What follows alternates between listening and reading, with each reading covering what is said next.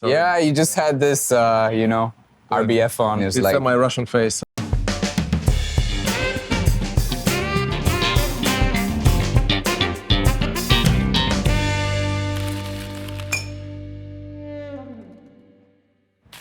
I see these cards here. Yeah, cool. Do you want to take it or shall I No, take you don't it? have, Oh, yeah, yeah. okay, Yeah, cool, yeah. cool. When does comfort become a trap? It's very like philosophical question. I'll give you my take. I'd love to hear yours. I think in Singapore, we generally have a lot of comfort. Work hard, study hard, make the right friends, marry the right person, and everything will go well. But at the same time, I'm not sure if it's everything, right? So maybe that is one of the challenges that we have to deal with in Singapore, which is how do you reconcile comfort with also like going a bit outside of the comfort zone, right? Yeah. Which is where the real growth can happen and you can become your fullest self. No, yeah, I agree. I think Singapore doesn't push you to risk, basically, and that's because the system works so well, and you kind of have this proven path to success, more or less, or to be comfortable in life. I spent my whole career in tech, and obviously I've worked with a lot of inspiring leaders, and I do think we have a lot of smart people building out of Singapore, but I definitely think there's room for more entrepreneurship coming out of Singapore to take center stage, not just in the region, but also globally. And I think it starts with also having a mindset that it's okay to fail. It's okay if people don't agree with you.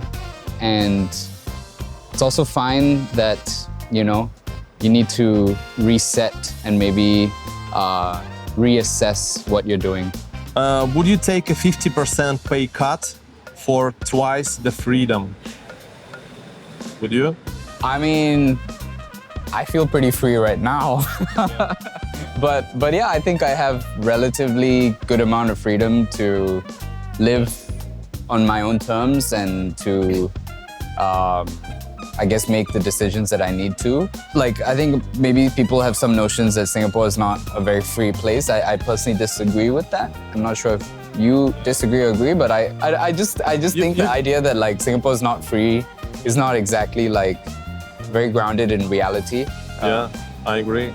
It's like for me, it's hard to answer because I don't really have a stable paycheck. I feel free in Singapore. Yeah. I feel what free. does the word free mean to you? Yeah, it's like being safe. Yeah. It's actually free. And knowing that like the system works and it's like organized and stuff, it's like then you can focus on your business or focus on your family or focus on something that you something that you want to achieve in life. Do you think that definition of free was the same when you first arrived to Singapore versus now? Do you think it's changed? I think it's changed, but because I'm older than before. Yeah. When I was 20, I was in San Francisco. Yeah. Like my perception of freedom was different versus now. Maybe for me, it was like the freedom was more personal freedom. Like I can do whatever you want. I can stand on the street and just shout. Or do whatever I want by this kind of stuff. But then, like, I guess when you have like more responsibilities in life and you get older, so it's kind of shifted. Yeah, it's more balanced. I think Singapore is the balanced place, actually. I'm biased, but as a Singaporean, I agree.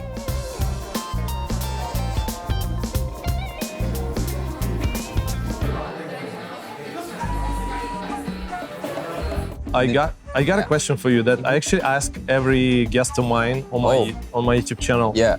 It's normally it's the question at the very end of the conversation.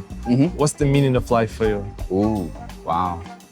It's like a hard ball right there. I think the meaning of life is to find meaning. I think it's literally, it's going through it and then trying to understand more of yourself, more of the place you live in, the people you live with, and the things you do, and trying to find out like what it is that is beautiful in it. So yeah, it's to find meaning. Yeah. Never ending. Yeah. It shouldn't end. I don't think anyone should try and be an expert or say that they're an expert in anything really, like life included. Yeah. We should have an open mind. Yeah. Yeah, that's how I feel. What about you? What's the meaning of life? It's kind of similar to what you said. I think it's like building something or improving something. For example, like business. For my business, I see it was like no YouTube channel, no projects around it. Right. And then we had it. Or with my kids as well. I see it was no human being. Like it was like nothing. It was just me and my girlfriend and wife. Yeah. And then it was somehow it's like we created two bodies and souls, like two people. Two people, yeah. Which is freaking insane. Pretty insane.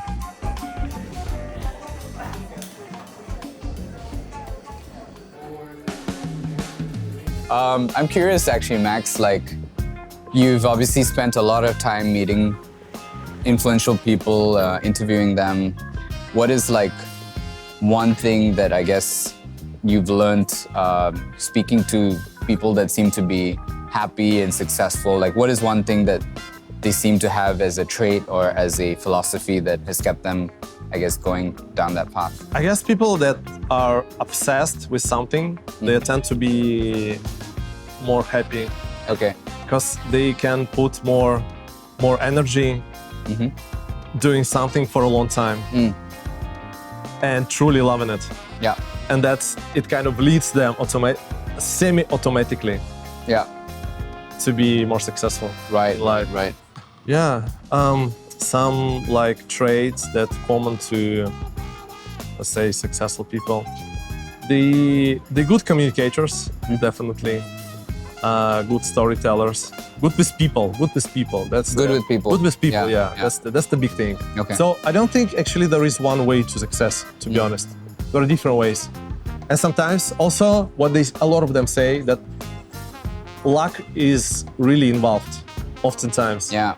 You need to do a lot of stuff, maybe a lot of random stuff, and try a lot of things. Yeah. Also, I would say, and then you can catch this catch this opportunity. But what about you? You also like you talk to a lot of like successful people, CEOs. Like, what do you think the common traits? I think that obsessiveness is definitely like something that I've observed. So like sometimes you think of these people that are many layers above in the organization, and you expect them to be quite far removed from the details. But a lot of the best ones that I've met are like very deep in the details, right? So they know the business inside out. They don't sweat the small stuff. And I also think that they're willing to get their hands dirty. And really, I guess the mindset is like, no task is too small. But the other bit is also like really believing that this is something that I can do really, really well.